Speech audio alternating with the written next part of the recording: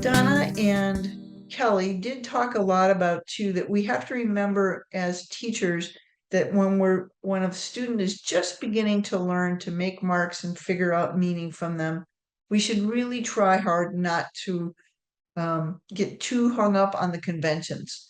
Oh, that doesn't look like a C, that looks like an E, whatever it happens to be. Oh, that's not spelled right. Nope. Let's just, give them as much praise as we can for starting to figure out a way to communicate with us. I love how you put those blocks together. That word to me says, and whatever it happens to be, so they are starting to form a message and then you have a communication exchange with them. The other things that they talked about is they said, try not to direct, but let the kids do the leading. And if you think about that, that is so important. So you're not really sure where it's going to go. I had a parent years ago who said every time that her daughter said dishes, it meant that she was hungry. And I'm like, are you sure? Because I don't know. And sure enough, we had to start figuring out some other things with this young lady and found out that she loved to do dishes and she wanted to set the table. So we had to give her more communication. So not just the picture of dishes. And we had to give her other means of communication, but we had to help her make those links. So when she showed us something and she said dishes, mom would always say, oh, you're hungry, and sit her down and give her something to eat. But we would say, are you hungry? Or are you looking to help us cook? And let her do some choice making and then make some scribblings that went along with that. And that kind of led us to her developing more language, her developing better literacy, and for her starting to do some pre-writing. It was great. The other thing, we've talked a little bit about this, but save their writings with portfolios that are digital. One way that I did this, and it may sound sort of kind of old school, but it worked really well, is I had a bunch of old memory sticks, and every student had a lanyard, and on the lanyard was their memory stick. So when a paraprofessional was working with them, they could grab their lanyard and they could save their documents to that lanyard, and everything was digital. And I always had a nice running record of what they were doing. It also worked well if my student was leaving me and going to another school district. I could send that with them. They could see kind of how they were producing written work. You can also use like something like Google Drive or OneDrive or something like that to be able to save all of those things in one place. But keeping it digital is a great way. I also did a lot of printing too with students. I think that's a great way for them to be able to physically hold something and say, yep, this is my message, and then to give it to someone. So you're trying again to bridge those scribbling little gaps. What does it mean? What does it mean to scribble? Am I making a grocery list? Or am I writing a novel? Whatever it happened to be. Kelly and Donna also talked a lot about giving kids time to write and explore. So, and that brings us back to that scribbling bin, having times when they can just write, they can write notes. I'm a great one for talking about pen pals for kids, and it doesn't necessarily, again, have to say anything that we've directed, like, tell us all about your pet. Okay, if you want, that's great, but what do you want to write about? Because then we're empowering those kids on the other side there. So give them time to explore. Kelly and Donna also talked about Teresa Wilcom and about the wonderful books that she has written. These two on the bottom, Assistive Technology Solutions in Minutes and Assistive Technology Minutes, Book 1. These are older resources. This one on the top, Make Stuff and Love People. Assistive Technology Solutions in Minutes, Book 3. Yeah, great book, okay? Published in 2021. So if you are someone who is very even if you're not very handy, like the art little video that I showed with the art teacher, looking at a tennis ball, we can all do stuff like that. And remember to involve others in your school. Like, for example, having a maker space, if you've never done a maker space with students and combining, special ed and reg ed, it's a great way to look at STEM skills and help others and build empathy. We have lots of community practice meetings that have talked about that. So I encourage you to look through those and see what we came up with. Something else to also remember is, we did look at students who are visually impaired, and Donna McNear did work with a lot of students with visual impairments. So we also want to think about, are there tactile letters? 3D printers are great for making tactile letters. Also think about other senses like scented markers. Smell can be a very, very, very powerful bridge for memory and ideas and thoughts. And again, you got to know your student. Some students I know are probably going to end up with green noses as they go like this with their markers, right? But it is another way for us to mix that media. Are they blocks? Are there things that we can put together? Are there magnetic letters? Again, those could be in your scribbling bins. So you could look for lots of different ways to do that. We did want to touch really quickly on some evaluation tools. We're actually going to start with the first author one here, that towards the bottom here.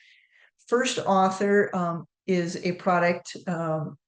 Actually, this PDF is free that I've linked in here, but it is a product that from the Don Johnson Corporation, and they worked on ways for us to encourage writing for students.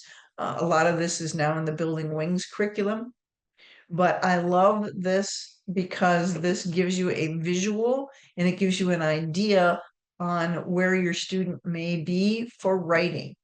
So if they are just drawing only lines and curves, now, and again, this is not an occupational therapy kind of thing.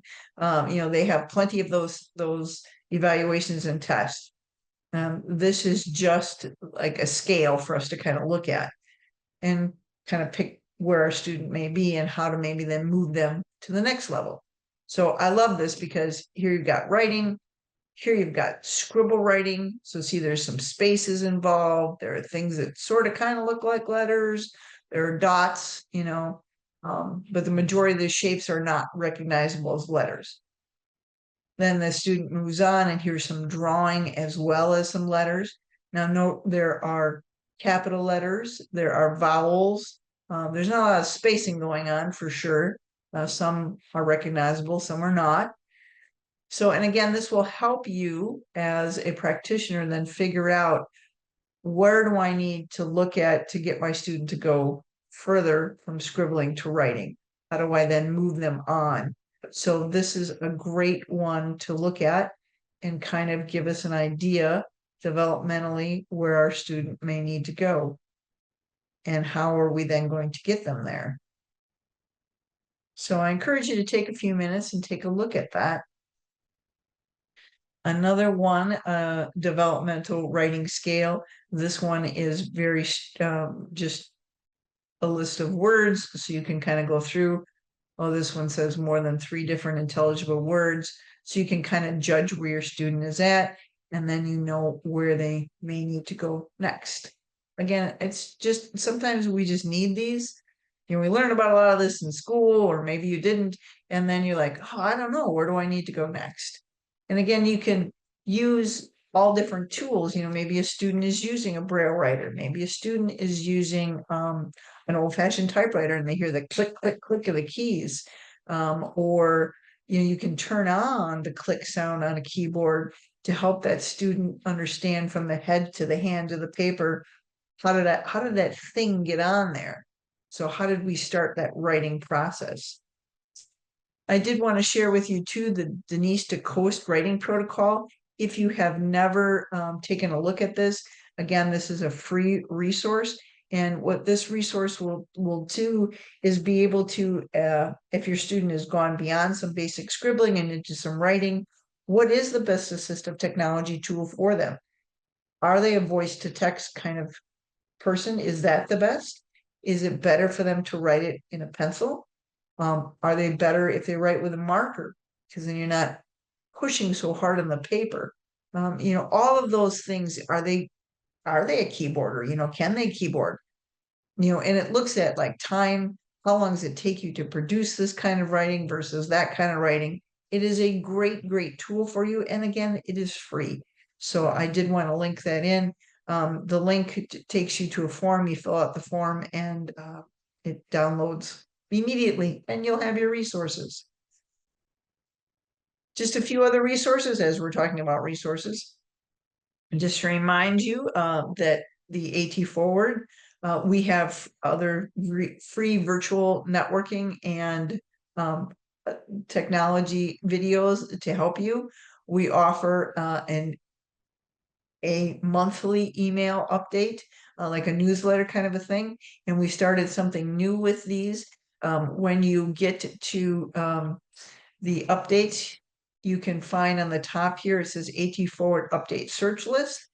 And if there was a category or something that was put in the newsletter that's not time specific, so it's like only happened on November the 5th, it has been linked in here for you. So you can then go back and find other assessment tools like the early literacy checklist, which might work perfect when you're talking about scribbling. So you might want to take a look at some of those. This is a living document, so know that it's constantly going to be changing. If you want to know more information, you can check out our micro-credentials. You can sign up for some of our other community practice meetings. So please come join us for those. And know that we have our lending library. So if you're looking for switches or maybe some adaptive keyboards with maybe your student needs a key guard to make sure that they can get the right key that they've depressed, check out our lending centers. And they are, again, free for anyone in the state of Wisconsin. Some additional partners, and just in case you need some additional help, please check them out, and you can get all the resources that you need. And lastly, if you have a chance, go to our survey and tell us how you enjoyed this presentation.